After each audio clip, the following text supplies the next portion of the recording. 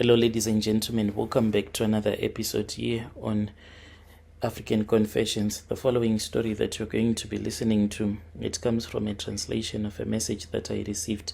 The translation, it reads like this. Hello, Brother Nash, how are you? Can you please post my own story as hidden identity? I want to confess to you the things that I did. I am staying here in South Africa. I am a woman who is aged 25 years old.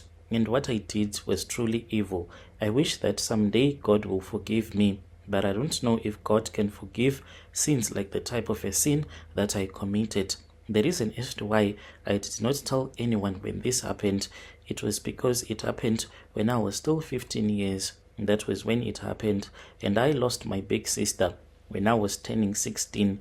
So she passed away at that time, and I was afraid to tell anyone because I thought that maybe if I would tell anyone, then what will happen is that maybe the police was going to arrest me because I had paralyzed my sister after I had hit her with a rock. And no matter what I tried to do on that fateful evening, I saw that my sister was already gone. She was a cabbage. She was unresponsive, unable to speak, unable to move the whole left side of her body until she passed away. To tell you the truth, I never meant to hurt my sister. She was my big sister.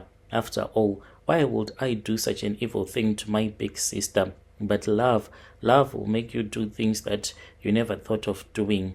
I guess love is also demonic and evil. My sister and I, we were so close growing up. We were almost the same age because she was 2 years older than I was. Like the church where we used to go to, we were not even allowed to go to the clinics, and we were not allowed to take medication or to take family planning pills. So my mom, she had my brothers. They seemed as if they were just twins, and including me and my sister. When she had my sister, we also were like the same age because me and my sister, we were born 1 year after the other. Me and my sister, we were really close. We would share everything. But there was one thing that came in between me and my sister. It was the love of a man that I really loved with all of my heart. The man, he was going to do this illegal gold mining. So he always had a lot of money on him. Each and every time when he would return back to the village, he would be having a lot of money. So before he had proposed love to me, that was when I found out that he was now dating my sister. I only got to find out this was later on. Each and every time when he would meet me in the village, he would give me some money. He would give me money and he would say, go and buy biscuits, cold drink, whatever that you want. So I thought that this what means to be in love with a man when he gives you money. But he had never told me that he loved me. I was heartbroken the day that I found out that he was now dating my sister, because me and him, we were supposed to be together. He was my future husband until I found out that we were seeing each other. How could he have done such a thing to me? Why did he do such a thing to me? I felt betrayed with the way that I had respected her, but that is what she had chosen to do to me. When I found out that she had been seeing this man behind my back, I was truly heartbroken. Late at night, she would be fast asleep.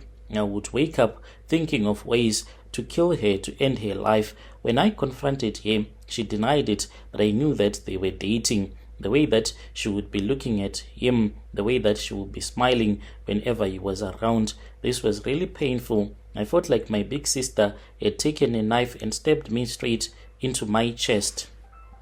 So there was one time when we fought, but she did not know that we were fighting over a man. She thought that we were just having a fight as siblings. I was jealous and I was looking for a way to hurt her. I was so out of control. We fought, but she overpowered me. Then we settled with our issues. In my heart, I never forgave her. To tell you the truth, I never forgave her for stealing my boyfriend. So soon after that, that was when I started thinking. I planned everything. That is what hurts me the most. I planned on killing my sister. I even went and I bought some rat poison.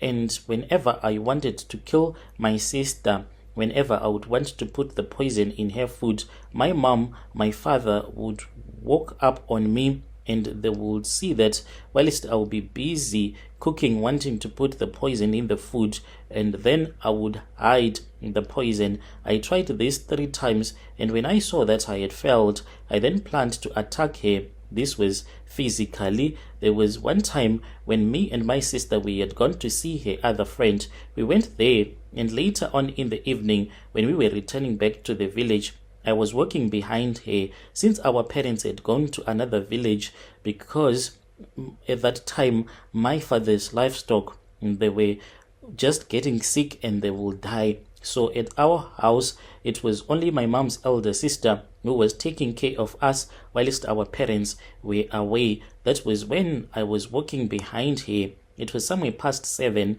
and then I picked up a rock. I wanted to hit her directly in the head, but I missed, and I hit her on her back, breaking her spinal cord. I even heard the bones that were cracking after I had hit her hard with that rock. So she dropped down. I thought that I had just knocked her out and I had gotten my revenge. Then I saw blood. I looked at her and I thought that she was not breathing. When I got close, I saw that she was still breathing, unable to speak, and she was alive. And I started screaming and screaming. So those that had their houses close to the place where we were, they came running, and then they asked me what had gone wrong, and I told them that I had seen my auntie. So the story was like this. There was this other witch doctor, we call them Tsikamtanda, those ones that go around hunting for witches. They had came to our village, and then they had said that my auntie was a witch, in which she had agreed that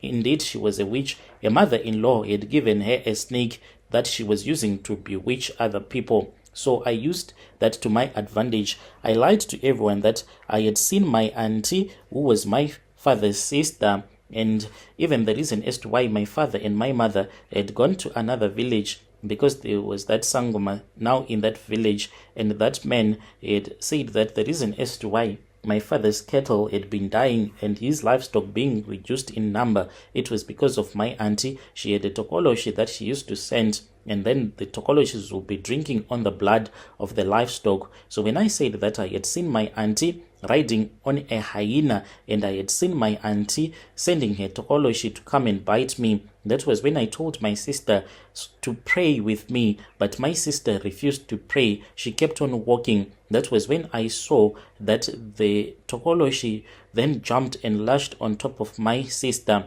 and started sucking her blood. She fell to the ground. Everyone had heard my auntie giving her own confession, so everyone believed her. And my auntie, like the time that she passed away, it was really sad because no one wanted to associate themselves with my auntie. My sister, in that moment when I was lying to the rest of the villagers, she could not defend herself or to tell people exactly what had happened, for she was paralyzed, unresponsive, and she had lost the ability to speak. I don't even know if she was even realizing what was happening to her.